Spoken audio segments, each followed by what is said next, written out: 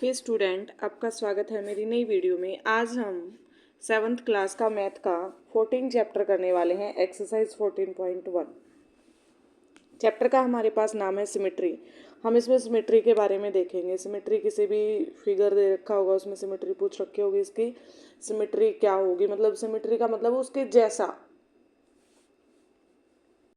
कोई एक फिगर दे रखी होगी उसके जैसी हमें दूसरी निकालनी है। ठीक है, फर्स्ट क्वेश्चन पढ़ते हैं। क्या दे रखा है हमें?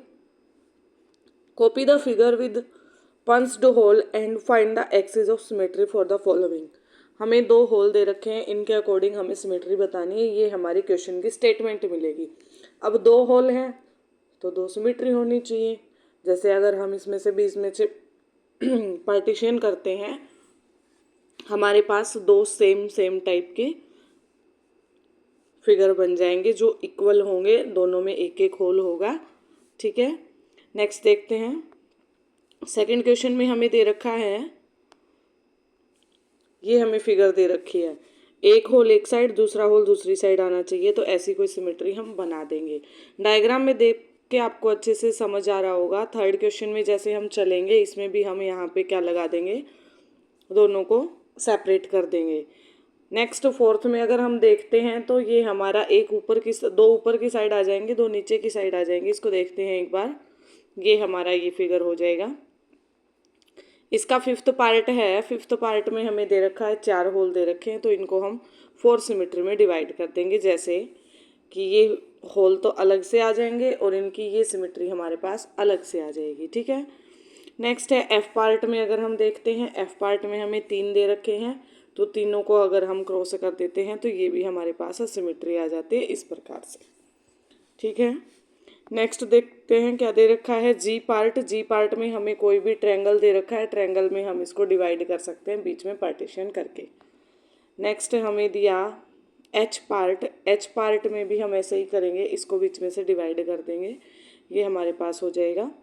नेक्स्ट है आई पार्ट। आई पार्ट में हमें ऐसा दे रखा है। अब ये दोनों अलग अलग नहीं हो सकते, हम यहाँ से इसकी सिमेट्री नहीं बना सकते, हम इनको बीच में से क्रॉस कर देंगे, हाफ इस साइड आ जाएंगे हाफ इस साइड आ जाएंगे। ठीक है, अगला दे रखा है सर्कल का, बहुत ही आसान है। सर्कल को ऐसे कर देंगे और ऐसे कर देंगे, मतलब इनके दो डायमीटर बनेंगे, वो हमारे इसकी सिमेट्री हो जाएगी। ठीक है, नेक्स्ट दे रखा है फिर से सर्कल। सर्कल में चार से चार वो दे दिए हमारे पास होल, तो हम इनको इक्वली डिवाइड कर सकते हैं। ठीक है, नेक्स्ट हमें दे रखा है सर्कल में ही तीन होल दे रखे हैं, तो इसमें हमारे पास सिर्फ ये सिमेट्री आएगी, 1.5 इस साइड 1.5 इस साइड। ठीक है, सेकंड क्वेश्चन दिया, given the lines of symmetry find the other hole. अब हमें एक होल दे रखा है और सेकंड हमें निकालना है, ऐसे कुछ सिमेट्री दे रखी है। ये होल यहाँ पे है, इस सिमेट्री की यहाँ पे है, तो दूसरा यहाँ नहीं मिलेगा, ये हो जाएगा इसका आंसर। नेक्स्ट देखते हुए चलेंगे, अगर हमें एक होल यहाँ पे दे रखा है तो दूसरा ऊपर वाले में मिलेगा, ये हमारा आंसर हो जाएगा। थर्ड में अगर हमें ट्रायंगल में दे रखा है एक इस साइड तो दूसरा इस साइड हो जाएगा हमारा। नेक्स्ट देखते हुए चलेंगे, सर्कल दे रखा है, सर्कल में यहाँ पे दे रखा है हमें, दूसरे में इसके अपोजिट साइड हो जाएगा, सर्कल में ही दूसरा आ गया, ये भी हो जाएगा। अब हमें करना है तीसरा क्वेश्चन। तीसरे क्वेश्चन में क्या दिया उसको एक बार ध्यान से पढ़ लेते हैं। In the following figure the mirror line बनानी है हमें। The line of symmetry is given as dotted line, ये हमें डॉटेड लाइन से मिरर लाइन दी गई है। Complete each figure performing reflection in the dotted. You might perhaps place a mirror along the dotted line and look into the mirror of the image. Are you able to recall the name of the figure? हमें एक बार तो इसकी mirror image बनानी है। क्या बनेगी? क्या हम इस दोनों फिगर को जोड़ के इनको कोई नाम दे सकते हैं? वो नाम भी हमें इसका बताना है। ठीक है, फर्स्ट पे चलते हैं। फर्स्ट पे हमें ऐसा कुछ दे रखा है, ये हमारी क्वेश्चन की स्टेटमेंट होगी, इसकी मिरर इमेज यहीं बनेगी। ठीक है, ये बीच में जहाँ पे डॉटेड लाइन है उसके साथ में जो होगा वो साथ में ही आएगा, दूर जो होगा, ये वाली लाइन दूर थी तो ये इससे दूर ही आएगी। ठीक है, तो ये हमारा ऐसा कोई डायग्राम बन जाएगा। ये डायग्राम इसको हम नाम दे देंगे, ये हमारे पास क्या है, स्क्वायर का डायग्राम है। ठीक है, नेक्स्ट देखते हैं। नेक्स्ट भी हमें जाना पहचाना सा लग रहा है, इसकी हम सेम डायग्राम बना देते हैं कि हमारे पास क्या बन जाएगा, ट्रायंगल बन जाएगा। ठीक है, इससे नेक्स्ट अगर हम देखते हैं वो हमारे पास है, ये ऐसे बन जाएगा। तो ये हमें रोम्बस की टाइप का दिखाई दे रहा है। रोम्बस मतलब ट्रायंगल तो हो गया जिसकी 3 साइड होंगी, लेकिन इसकी हमारे पास 4 साइड हो गई। 4 साइड जो हमारा किस में आ जाएगा, रोम्बस में आ जाएगा। ठीक है, नेक्स्ट देखते हैं। सर्कल दे रखा है हमें, हाफ सर्कल दे रखा है, दूसरा पूरा करेंगे तो इसका नाम भी सर्कल ही हो जाएगा हमारे पास। ये कंप्लीट हो गया। ई पार्ट में हमें ऐसा कोई डायग्राम दे रखा है, तो मैंने कहा कि जो पास वाला है वो पास में ही बनेगा।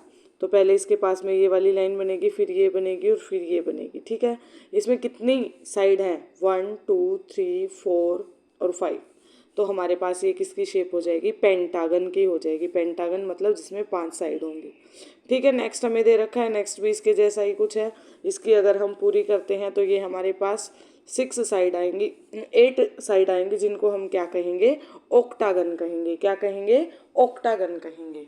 ठीक है, नेक्स्ट चलते हैं फोर्थ क्वेश्चन की साइड। फोर्थ क्वेश्चन में क्या दे रखा है, ये हमें लाइन ऑफ सिमेट्री बता रखी है, किसमें कितनी है, कैसे बनेंगी। तो इनको देख के हमें नीचे वाले जो क्वेश्चन हैं उसमें बताना है कितनी मल्टीपल लाइन ऑफ सिमेट्री हमारे पास बन सकती हैं। ए पार्ट हमें दिया, जैसे ये हमें डायग्राम क्वेश्चन में दे रखा है, हमें इसमें लाइन ऑफ सिमेट्री बतानी है कितनी होंगी। तो एक तो हमारी लाइन ऑफ सिमेट्री ये हो जाएगी, 2 यहाँ से चली जाएंगी। ठीक है, इनको आपको बना के आना है। ये क्वेश्चन की स्टेटमेंट होगी और ये हमारा आंसर होगा। इनको आपको डायग्राम के थ्रू समझाया जा रहा है ताकि आपको अच्छे से समझ में आ जाए। नेक्स्ट जो हमें दे रखा है, कुछ ऐसी सी शेप दे रखी है, तो इसको हम 2 इक्वल भागों में ऐसे ही डिवाइड कर सकते हैं। ये हाफ हाफ आ जाएंगे दोनों साइड। ठीक है, नेक्स्ट दे रखा है ऐसा कुछ हमें, इसमें भी हम इसको बीच में से डिवाइड कर देंगे, साइडों में से भी डिवाइड कर देंगे ताकि इक्वल इक्वल पार्ट हमारे पास आ जाए। ये हमारा आंसर होगा, ये हमारी क्वेश्चन की स्टेटमेंट दे रखी मिलेगी। ठीक है, नेक्स्ट जो दे रखा है उसको भी हम ऐसे ही करेंगे। जैसे हमें ये दे रखा है, स्क्वायर के अंदर एक डायग्राम मतलब कोई भी फिगर बना दिया, तो इसको भी हम इक्वल पार्ट में क्या कर देंगे, डिवाइड कर देंगे। ठीक है, नेक्स्ट देखते हैं। नेक्स्ट ऐसे कोई टाइप दे रखी है, इसको भी हम डिवाइड कर देंगे। इसके भी हमारे पास 6 पार्ट आ जाएंगे। जैसे ये अगर हम इनको डिवाइड कर देते हैं, सब में इक्वल पार्ट आएंगे। आप एक बार इनको डायग्राम को अच्छे से ध्यान से देखेंगे तो आपके सारे के सारे कवर हो जाएंगे।